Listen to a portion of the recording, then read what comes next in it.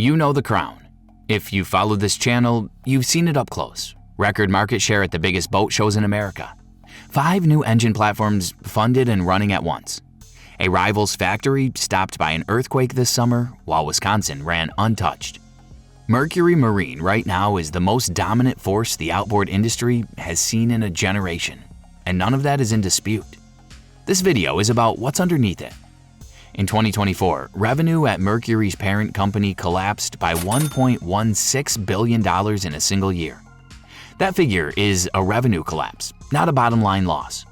Over $1 billion of sales that existed one year and were gone the next, taking 69% of earnings with them. Inside that collapse, 2,000 Mercury positions were eliminated. Workers with decades on the engine lines in Fond du Lac, a town whose economy leans on Mercury to the tune of $5 billion, went from furloughs to permanent goodbyes in the space of 6 months. And here's the strangest artifact of that year. When Brunswick's leadership wrote to shareholders about 2024, the letter described a very solid finish, significant cash generation, market share gains, and more than 100 product awards. Every phrase in it is technically accurate. The billion-dollar collapse and the 2,000 jobs are nowhere in those sentences. The crown you know and the year nobody talks about are the same story, and you can't actually understand the first without the second. So let's go back to where the fall started, with the best year American boating had seen in over a decade. The fall began with a party. In 2020, locked down America discovered boating. Nearly 320,000 new powerboats sold, a level the industry hadn't seen in 13 years. A trade editor summed up the moment plainly. There was a huge boom during COVID, when people didn't have much else to do and money wasn't going toward youth sports or big vacations. Factories ran flat out.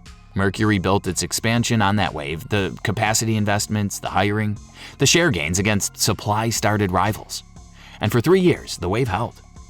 Then the money went back to youth sports and vacations. Boats are among the most postponable purchases in the American economy. And by early 2024, the correction had arrived with force. In the first quarter alone, Brunswick's net sales came in $378 million below the year before. This was not a Mercury-specific wound. The same year, BRP, Evinrude's old parent, cut nearly 300 workers at its Wisconsin plant after its own revenues dropped more than 16% in a quarter. The whole industry was giving back the pandemic's gift at once. Here's the detail that separates this from an ordinary downturn story, and it's the paradox the entire video turns on. Through that collapsing 2024, Mercury kept winning. Brunswick's own shareholder materials confirmed continued outboard market share gains for the year. The same year, revenue fell by over $1 billion. Read those two facts together because they don't usually coexist. Mercury was beating every competitor on the water and losing $1 billion of sales at the same time, because the pond itself was draining faster than Mercury could outfish the other boats in it. Winning share of a shrinking market still shrinks you. That's the trap 2024 sprang, and no engineering excellence gets a company out of it. What gets a company out of it, in the logic that governs public manufacturers, is cost. And in July of 2024, the cost cutting reached the shop floor in Fond du Lac. 1,700 workers were hit by temporary layoffs. According to local reporting, hourly workers at one plant were placed on rolling 2-week short-term layoffs every month from July through October. The company declined to detail which positions were affected, and as of that Friday morning, no layoff notice had been filed with the state's workforce department for either announcement. In September, the Brownsburg propulsion facility went from 3 shifts to 2. And by the time the year closed, the temporary language had hardened into a permanent number. 2,000 Mercury positions eliminated. 2,000 from a workforce concentrated in one Wisconsin town at a company whose local economic footprint runs to $5 billion. Fond du Lac has ridden Mercury's cycles for generations, but the scale of this one was different. The question that matters, the one the rage bait versions of this story never ask, is what all that cutting actually bought. Because it bought something. The books are unambiguous about that. To understand why the cutting happened at the scale it did, you have to hold one phrase from a different video in a new light. On earnings calls, Mercury's leadership describes the company as fully capacitized. The factories built out between 2019 and 2021, ready for all foreseeable volume. No major new investment needed. When we covered Mercury's 5 engine programs, that phrase was a weapon. The plants already exist. Competitors have to pour concrete while Mercury ships. All true. But capacity has a second phase. And 2024 showed it. A factory built for boom year volume costs money every day whether engines leave the line or not. The buildings, the machines, the shifts staffed for demand that vanished with the boom. Fully capacitized means ready in a growing market and exposed in a shrinking one. The same investment that makes Mercury unbeatable in a boom turned into weight when the market fell. So what does a public manufacturer do with a heavy cost structure and a draining pond? The alternative everyone wishes for, carry the whole workforce through the trough, absorb the losses, wait for the cycle, dies on arithmetic that isn't sentimental. A multi-year downturn with no dated end, quarterly reports every 90 days, and shareholders comparing you to competitors who are already cutting. No public company holds that line for long. And in 2024, the industry's biggest names didn't. The playbook that actually ran was the standard one. In the standard order, rolling furloughs first, which preserve the option of a recall. Permanent elimination second, when the trough outlasts the furlough math. Consolidation third, fewer shifts at Brownsburg, streamlined operations, a cost structure rebuilt for the smaller market. Here's the part that never makes the headlines. The cutting itself was enormously expensive. Restructuring is never free. Severance, asset write-downs, facility exits all land as charges on the books, and they land on their own schedule. Across 2025, Brunswick recorded $353 million in restructuring. Impairment and exit costs primarily related to the 2024 workforce reductions and facility consolidations, inside $411.8 million of one-time charges. Enough to swing the company to a GAAP net loss of $137 million in the very year its recovery took hold. That sequence is the paradox that explains why casual observers miss this story. The pain of 2024's decision hit the official books in 2025, the comeback year, while 2024 itself, the year of the actual cutting, got described to shareholders as a very solid finish. The suffering and the accounting live in different years. Anyone reading only headlines saw a bad year with good spin, then a good year with a strange loss, and never connected the two. And did the machine that emerged from all this actually run better? The numbers say yes without ambiguity. Third quarter of 2025, revenue up 7%, the propulsion business up 10%, and more than 300 basis points of American retail share gained in outboards over 300 horsepower. Full year, $5.36 billion. Brunswick's first top-line growth in 3 years, with the fourth quarter accelerating. Propulsion up 23%, while the company absorbed $75 million in tariff costs and still generated $442 million in free cash flow. Debt retired, $375 million since 2023. And the context that makes those numbers remarkable? The American marine retail market fell roughly 8% in 2025. Mercury grew strongly inside a market that was still shrinking. The machine works, which is exactly what makes the next question uncomfortable. If the machine works this well, what precisely is missing from it?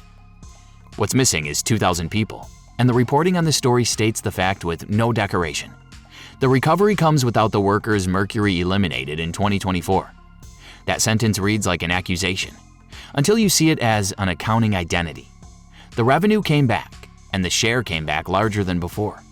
The headcount did not, and it was never designed to. That's what a restructuring is. The entire point of the exercise is that the machine produces more with fewer hands, and every impressive number in the last act depends on that arrangement continuing. So who were the fewer hands? The reporting gives us the outline, and the outline is enough. Employees with decades of manufacturing expertise departed permanently. The specific, unglamorous knowledge of how to machine, assemble, and test marine engines at scale, walking out the door with each departure.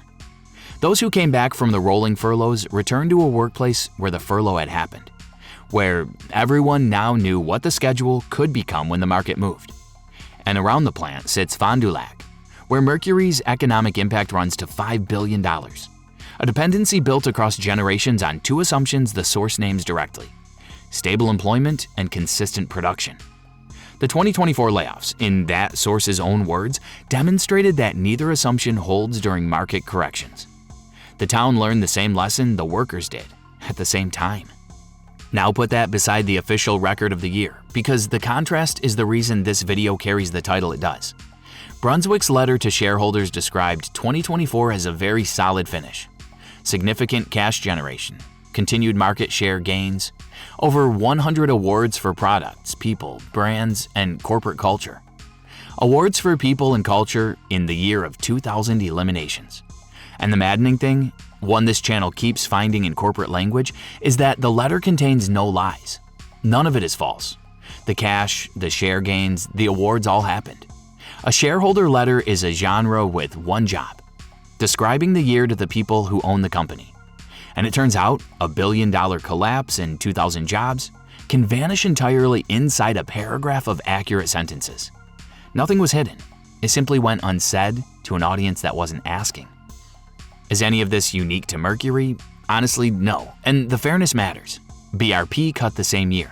Yamaha announced its own American restructuring this summer, roughly 300 positions. The playbook Mercury ran is the playbook public manufacturing runs everywhere. And a viewer looking for a uniquely villainous company in this story will not find one. Mercury's version is worth a video because the same 2 years produced both the industry's most celebrated dominance and a 2,000 job workforce reduction.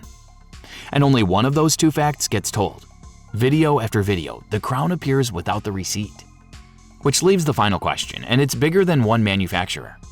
If the crown and the cutting are one decision seen from two sides, what should a boater, a worker, or a town actually do with that knowledge? Here is the ledger, both columns, because after 4 acts, you've earned the plain version. Column 1.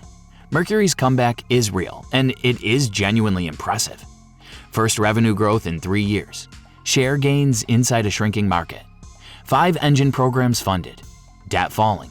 All achieved while absorbing $75 million of tariffs. Nothing in this video argues otherwise, and a boater choosing a Mercury today is choosing from a company at the peak of its operational powers. Column 2. That peak was reached by way of a year in which revenue collapsed by $1.16 billion and 2,000 people permanently lost their jobs. In a town whose economy leans on the company that employed them. A year the company's own communications rendered as a very solid finish. Both columns are true, and neither cancels the other. The mistake is only ever reading one. And that's the rule this story leaves behind, the one worth carrying past Mercury entirely. Every company narrates its triumphs in press releases and its costs in accounting footnotes. So if you want to know what a manufacturer actually is, read the year it doesn't talk about. The quiet year is where the character shows. Mercury's quiet year says, this company will protect the machine before the headcount, execute the correction fast and without sentiment, and emerge stronger on a smaller base. No moral verdict hides in that sentence, only a documented pattern, and patterns are forecasts.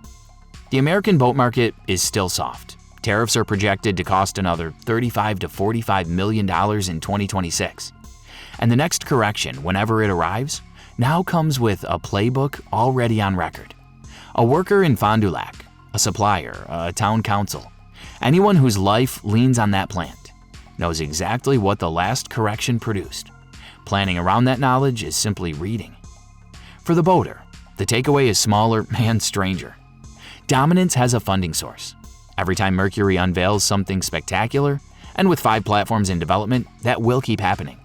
You'll know the fuller story of what built the war chest. Admire the engineering. Buy the engine if it's right for your transom. Just remember that the crown and the receipt travel together, even when only one of them gets shown. You know the crown now, and you know the year underneath it. They were never two stories. The 2000 helped make the empire possible. The empire's victory laps never mention them, and whether the next downturn runs the same trade, that's the question with no date on it. When it comes, we'll read the footnotes together.